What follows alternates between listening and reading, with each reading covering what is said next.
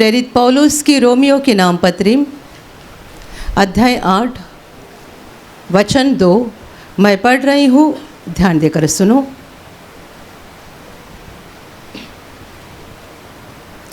क्योंकि जीवन की आत्मा की व्यवस्था ने मसीह यीशु में मुझे पाप की और मृत्यु की व्यवस्था से स्वतंत्र कर दिया।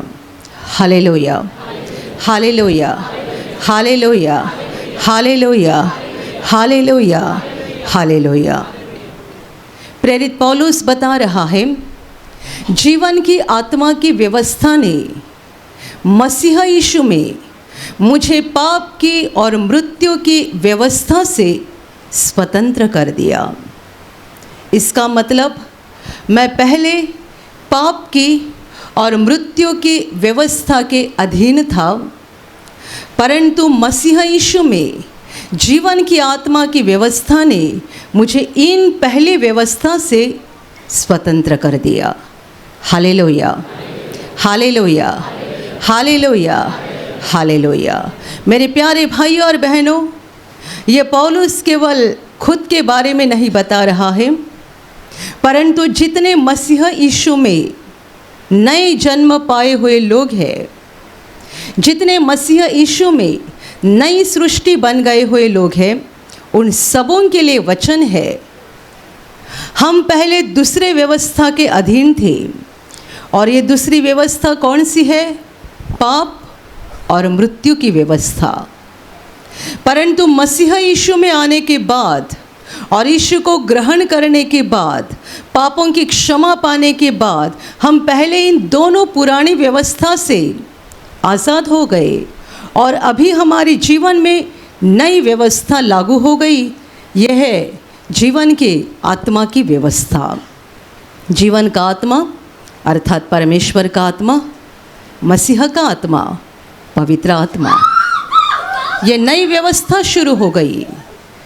जितने मसीह यीशु में है, जितने मसीह यीशु में है, उनके जीवन में नई व्यवस्था शुरू हो गई, पवित्र आत्मा के जीवन की व्यवस्था। और पहले हम पाप और मृत्यु की व्यवस्था के अधीन थे। मेरे प्यारे भाइयों और बहनों, संसार का हर एक मनुष्य पापी है, और पाप की व्यवस्था यह कहती है कि जो कोई पाप करता है उसे पापों का दंड उठाना पड़ता है। कोई भी पाप करो, छोटा हो या बड़ा हो, छोटा पाप हो या बड़ा हो, लेकिन जो भी पाप किया जाता है, हर पाप का दंड उठाना पड़ता है। हम एक देश के रहिवासी हैं, भारत देश के। संसार के लोग अलग अलग देश के रहिवासी होते हैं, और हर अलग अलग देश के अलग अलग कानून होते हैं। उन कानूनों को जब भी तोड़ा जाता है, उस व्यक्ति को दंड हो जाता है। हम भारत के रहिवासी हैं, भारत में रहते हुए यहाँ के सारे कानून हमें लागू है, और यदि हम इन कानूनों को तोड़ देते हैं और अपनी ही मर्जी से कुछ करते हैं, तो यकीनन हमें दंड उठाना पड़ता है। यहाँ तक कि आप हाईवे से गुज़रते हैं, आपका स्पीड लिमिट भी क्रॉस हो गया, तो मोबाइल पे आपको मैसेज आता है, आपको इतना फ़ाइन भरना है। हालेलुया। आप कहेंगे, मुझे किसने देखा? मैंने स्पीड लिमिट क्रॉस किया, देखा किसने? वहाँ पे सीसी कैमरा लगा हुआ था, जो आपको दिखाई नहीं दिया, पर उसने आपके गाड़ी को देख लिया, और आप घर पहुंचने के पहले आपके मोबाइल पे मैसेज आता है। रास्ते पे ऐसे सीसी कैमरे लगाए जाते हैं जो आपको नज़र नहीं आते हैं, लेकिन आपने रूल को तोड़ दिया तो आपके मोबाइल पे मैसेज आता है। बताओ, दुनिया का सीसी कैमरा इतना पावरफुल है, तो ऊपर वाले का सीसी कैमरा कितना ज़्यादा पावरफुल होगा।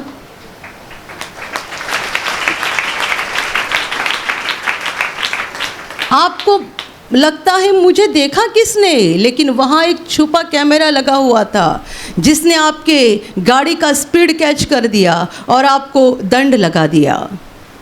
ऊपर वाले का कैमरा कितना बड़ा है, बुरी बात यह है कि दुनिया के लोग और कभी कभी यीशु पर विश्वास करने वाले लोग भी यह गलती करते हैं कि हमें विज्ञान की ताकत बड़ी ताकत लगती है, लेकिन परमेश्वर की ताकत कितनी बड़ी है ये समझ में नहीं आता है।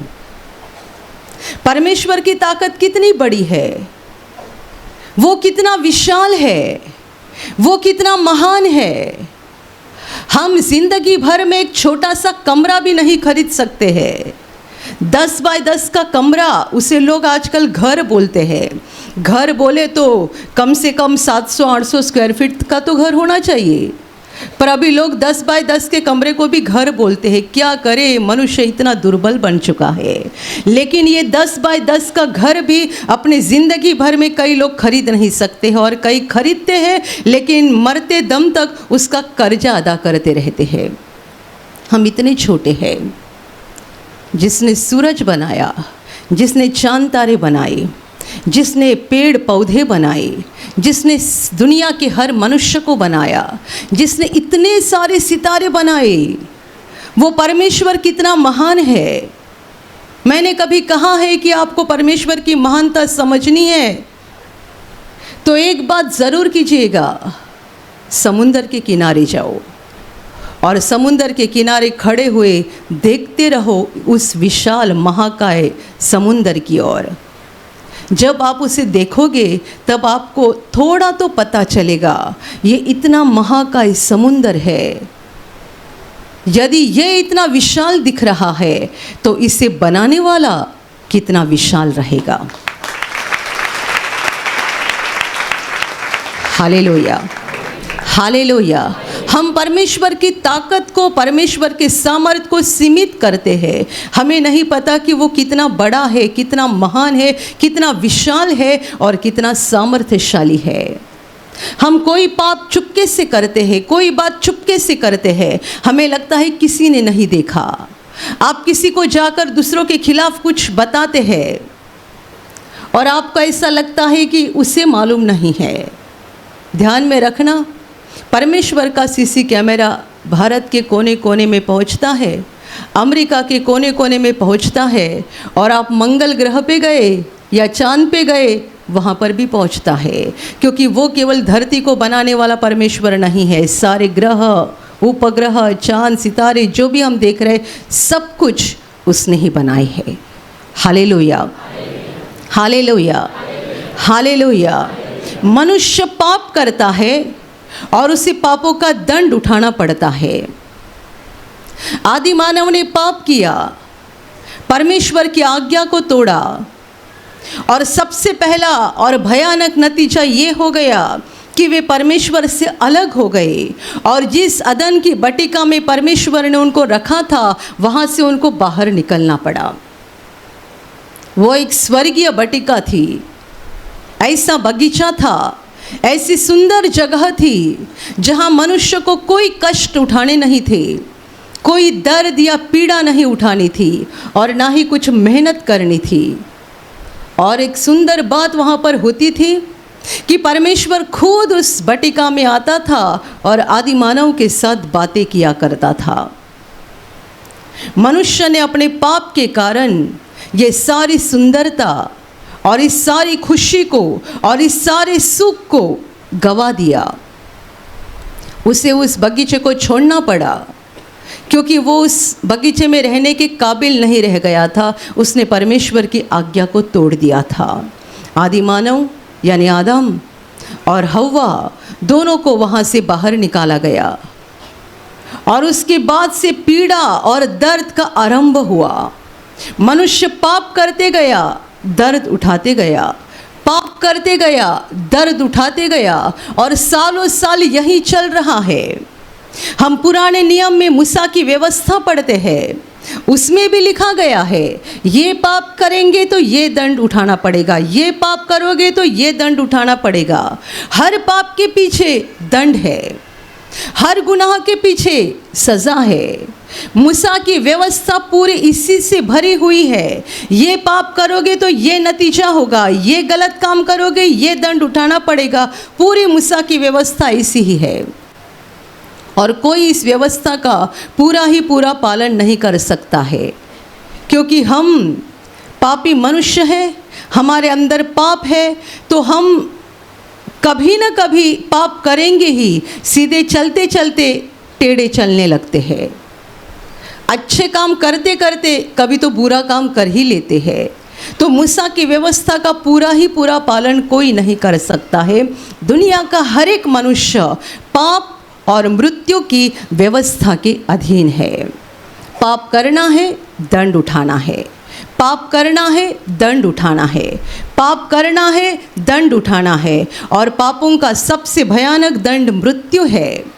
यहाँ पर जो मृत्यु की व्यवस्था बताई है, वो दुनिया में जो लोग मरते हुए हम देख रहे हैं, वो मृत्यु नहीं है, वो तो केवल शरीर की मृत्यु है।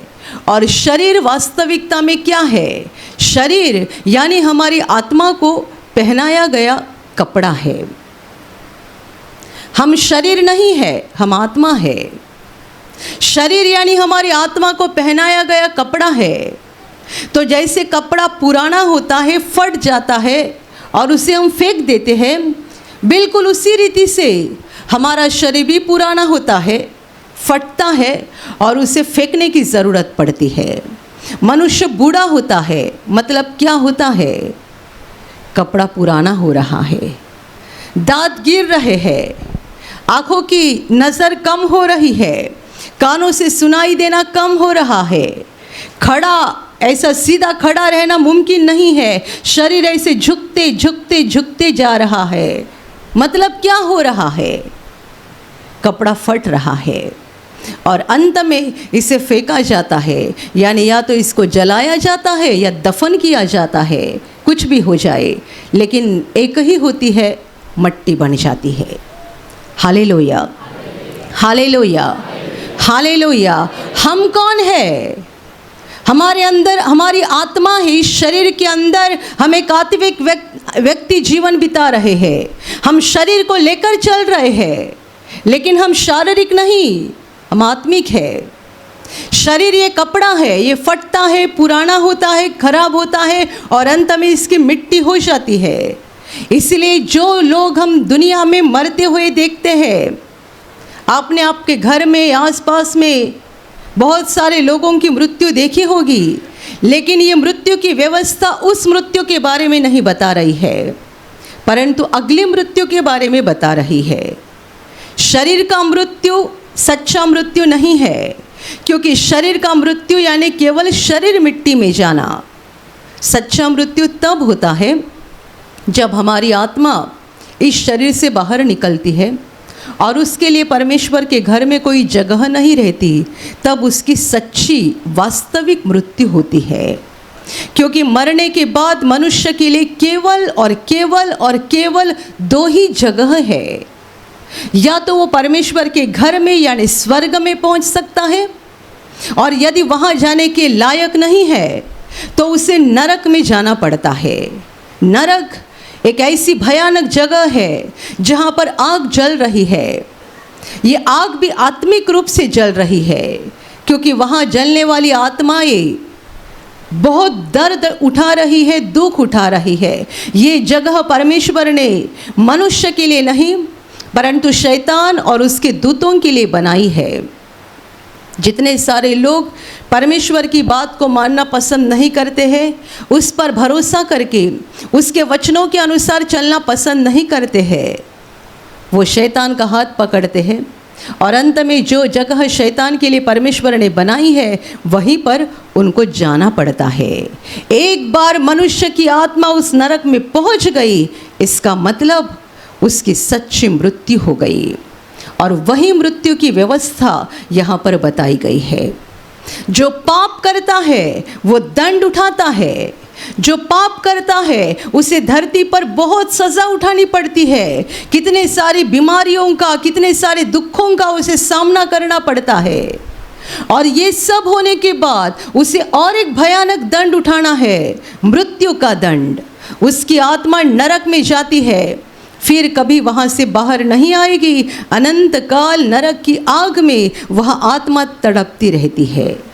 Hallelujah, hallelujah, hallelujah.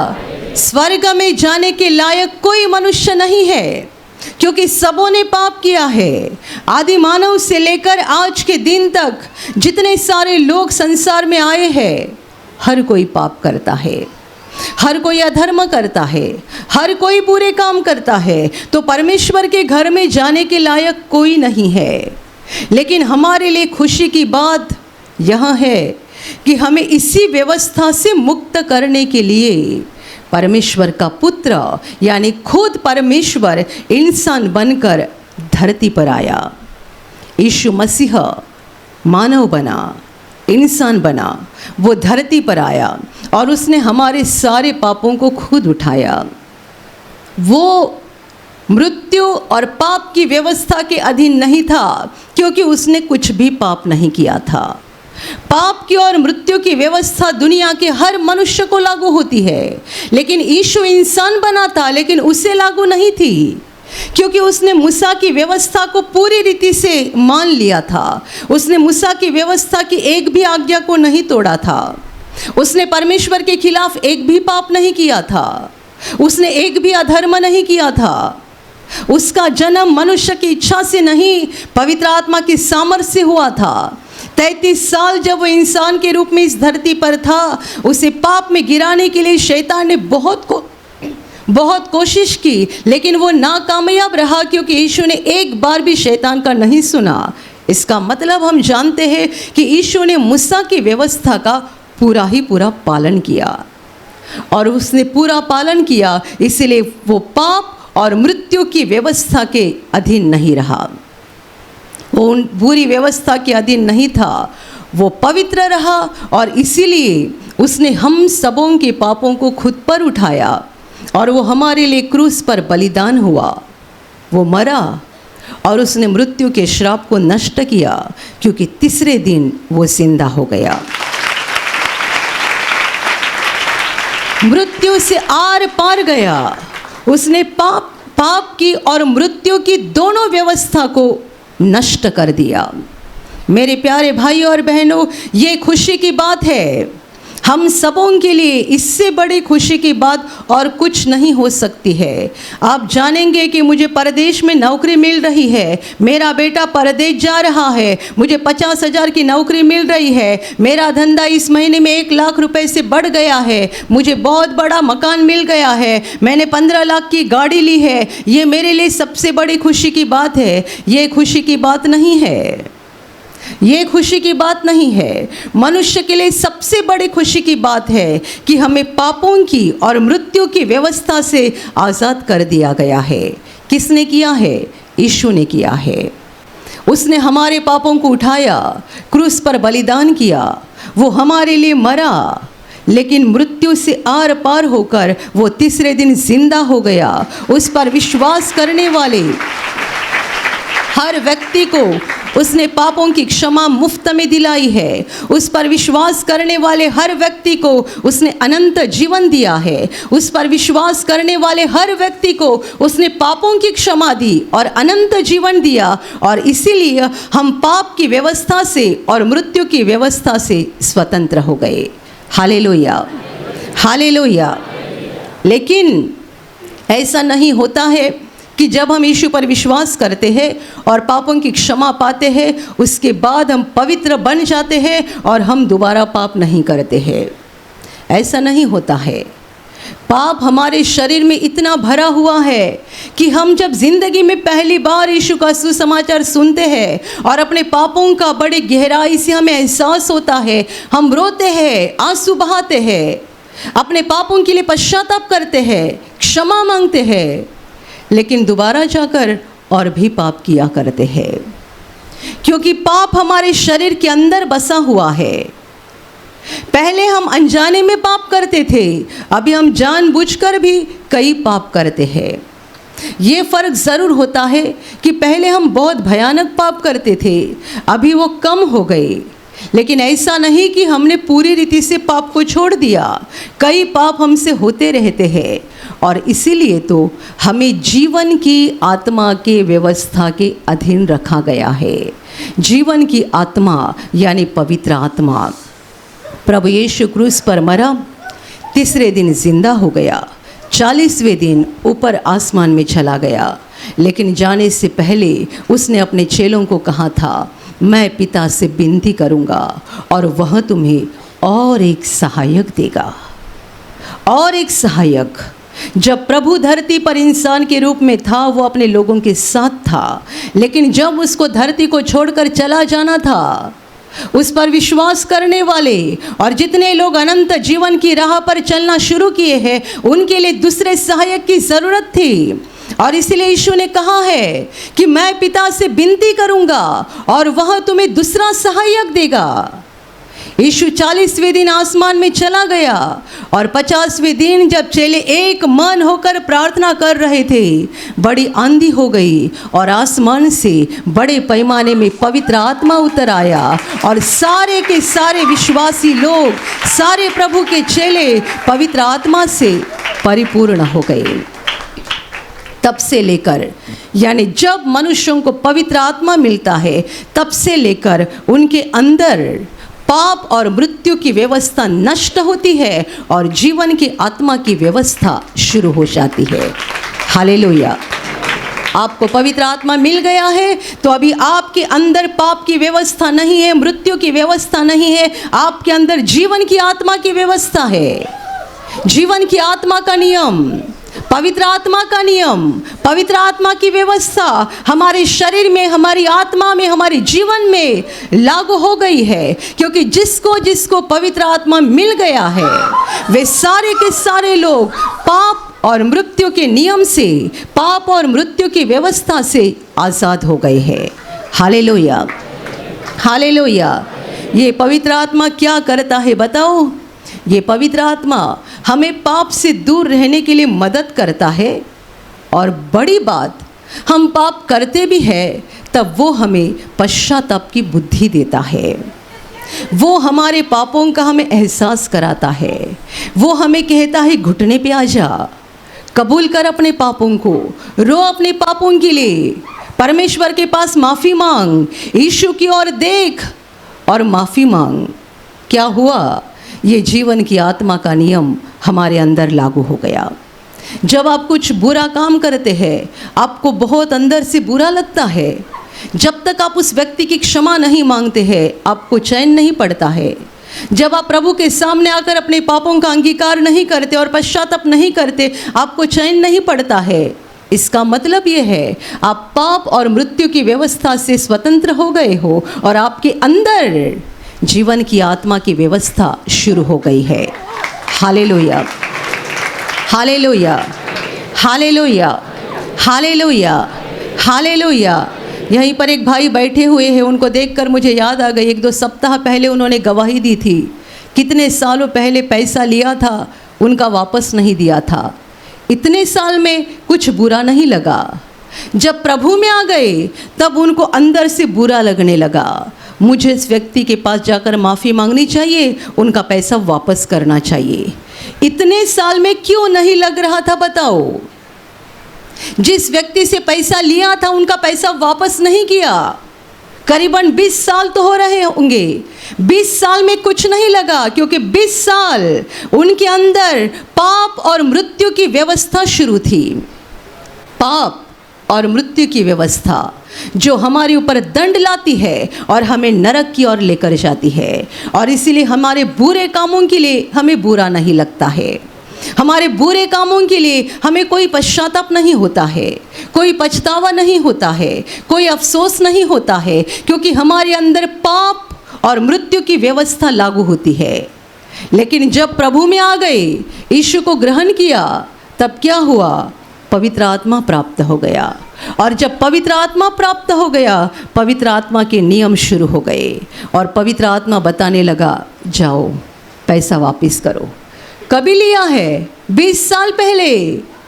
घर के लोग भी बताने लगे, अरे क्या ज़रूरत है अभी देने की, वो भूल गया, वो भूल गया, सब भूल गए।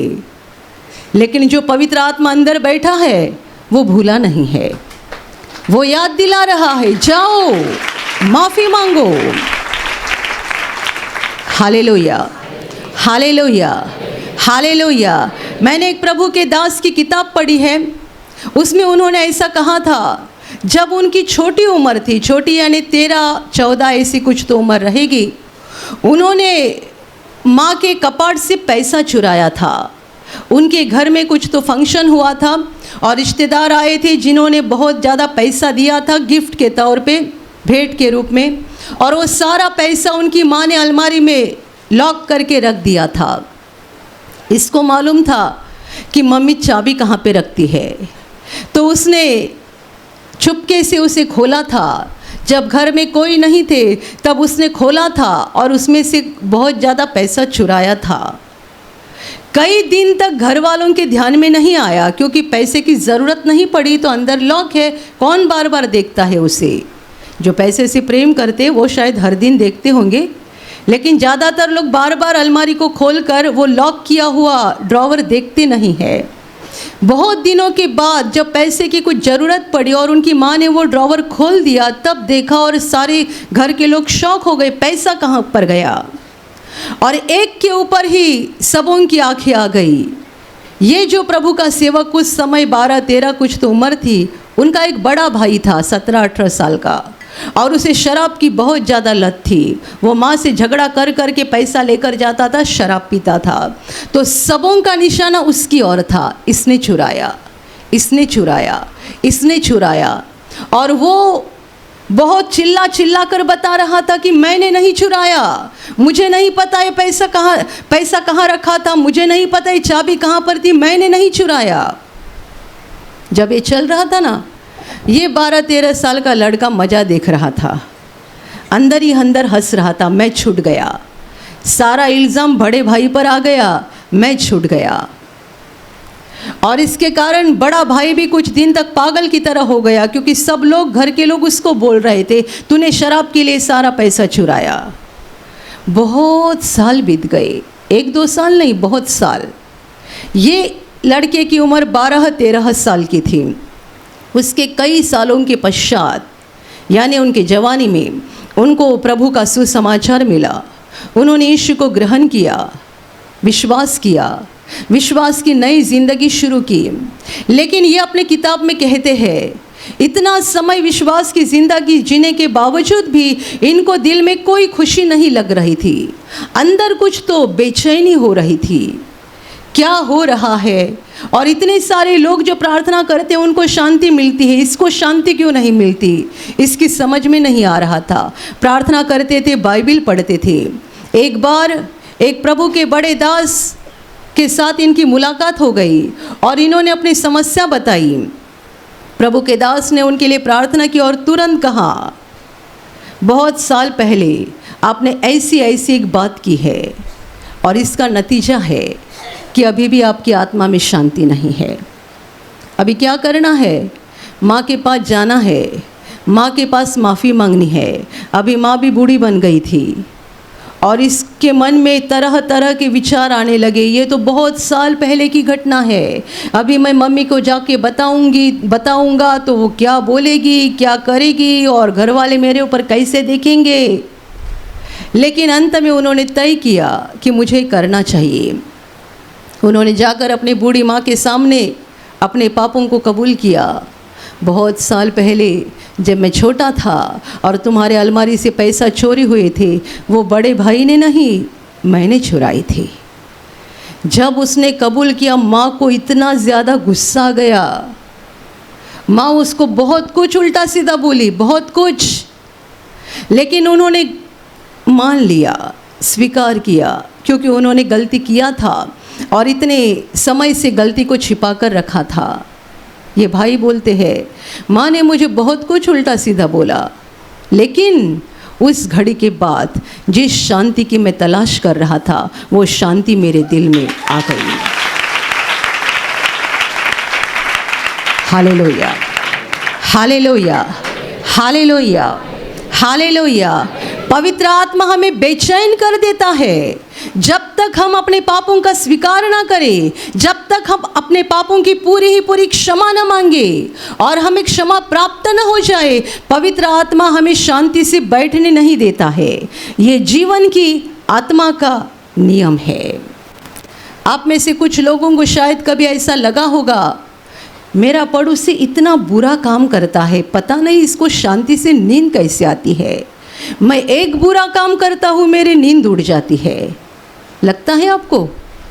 एक बुरा काम करने के बाद आपकी नींद उड़ जाती है। इसमें बुरी बात कुछ नहीं है, अच्छी बात है। इसका मतलब आपके अंदर जीवन की आत्मा की व्यवस्था शुरू है। जो बहुत ज़्यादा बुरे काम करते हैं और शांति से सोते हैं, इसे अच्छी बात मत समझिएगा। बहुत ज़्यादा बुरे काम करने के बाद भी इनको शांति से नींद आती, इसका मतलब इनके अंदर पाप और मृत्यु की व्यवस्था शुरू है, जो भयानक व्यवस्था है। पाप की व्यवस्था और मृत्यु की व्यवस्था, यानी दंड उठाओ नरक में जाओ, दंड उठाओ नरक में जाओ, दंड उठाओ नरक में जाओ। जीवन की आत्मा की व्यवस्था, पश्चाताप करो, क्षमा मांगो, पापों को कबूल करो और परमेश्वर के सच्चाई के रास्ते से चलो, क्योंकि तुम्हें दंड नहीं उठाना है और ना ही नरक में जाना है, स्वर्ग में जाना है, अनंत जीवन में पहुंचना है। इसीलिए बहुत सारे लोग जब अपने पापों का पश्चाताप करते हैं, उनकी बीमारी निकल जाती है, पापों की उन्हें क्षमा प्राप्त होती है, वे चंगाई पाते हैं, बड़ी बड़ी बीमारी निकल जाती है। कितने सारे लोगों के साथ ऐसा हुआ है कि लग रहा है अभी ख़त्म हो जाएंगे, अभी मर जाएंगे, आखिरी सांस चल रही है, और ऐसे अपनी ज़िंदगी के आखिरी समय भी जब वे अपने पापों का पश्चाताप करते हैं, प्रभु यीशु के पास माफ़ी मांगते हैं, उन पर अनुग्रह होता है और वे चंगाई पाकर उनको जीवन प्राप्त होता है, ठीक हो जाते हैं। कितने सारे लोग अपने पापों को कबूल करने के बाद और पश्चाताप करने के बाद और यीशु को ग्रहण करने के बाद क्षमा पाते हैं और चंगाई पाते हैं। लेकिन एक ध्यान में रखना, इसका मतलब ऐसा नहीं है कि एक आध व्यक्ति जिसने यीशु पर विश्वास किया, यीशु को ग्रहण किया, वो बीमार हालत में था और उसने अपने पापों का पश्चाताप भी किया, लेकिन वो चंगाई नहीं पाया, उसकी मृत्यु हो गई, तो इसका मतलब ये नहीं है कि इस पर दंड आ गया और ये नरक में गया। परमेश्वर की हर व्यक्ति के लिए कोई अलग योजना होती है। यदि कोई मनुष्य ने सचमुच यीशु को ग्रहण किया है और वो बीमार है, बीमार हालत में उसे अपने पापों का बड़ा एहसास हो गया और उसने पूरा पश्चाताप किया, उसे क्षमा प्राप्त हो गई, तो भी हो सकता है कि प्रभु उसको उठाएगा, क्योंकि हम खुद को जितना जानते हैं उससे परमेश्वर हमें ज़्यादा जानता है। हमारे लिए धरती पर और कई दिन बिताना अच्छी बात है, या अभी जीवन खत्म हो जाना और उसके बाद तुरंत अनंत जीवन में प्रवेश करना क्या अच्छी बात है? हम नहीं समझते, परमेश्वर समझता है, वो जानता है। इसलिए कभी ऐसा मत कहो ये मनुष्य बीमारी में मर गया, इसका मतलब ये नरक में गया। नहीं, आप नहीं जानते कि किसी मनुष्य के लिए परमेश्वर की क्या योजना है। यदि एक मनुष्य ने मरते दम तक यीशु को पकड़े रखा है और मरने से पहले अपने पापों का पूरा पश्चाताप किया है, यद्यपि वो बीमारी के कारण मर भी जाए तो भी अनंत जीवन में प्रवेश करेगा। Hallelujah, hallelujah, hallelujah. लेकिन हम सब के लिए ज़रूरी बात है कि हम पाप और मृत्यु की व्यवस्था से आज़ाद हो जाए और जीवन की आत्मा की व्यवस्था, पवित्र आत्मा की व्यवस्था, पवित्र आत्मा का नियम हमारे अंदर लागू रहे। आज, कल, परसों और मरते दम तक हमारे अंदर पवित्र आत्मा की व्यवस्था लागू हो जाए। आप बुरा काम करते जाएंगे, पवित्र आत्मा आपको रुकाएगा। आप मोबाइल में कुछ गलत देख रहे हैं, पवित्र आत्मा कहेगा बंद कर, बंद कर, बंद कर। कभी कभी आप घंटे घंटे मोबाइल देखते हैं, अंदर से कोई तो आपको बोलता है बस कर, बस कर, बंद कर, बंद कर। ये कौन है बताओ? ये जीवन का आत्मा है जो तुम्हारे अंदर बसा है। और यदि तुम और मैं, यदि हम जीवन की आत्मा के अधीन है, तो हमारे लिए इससे बड़ी बात और कुछ नहीं है।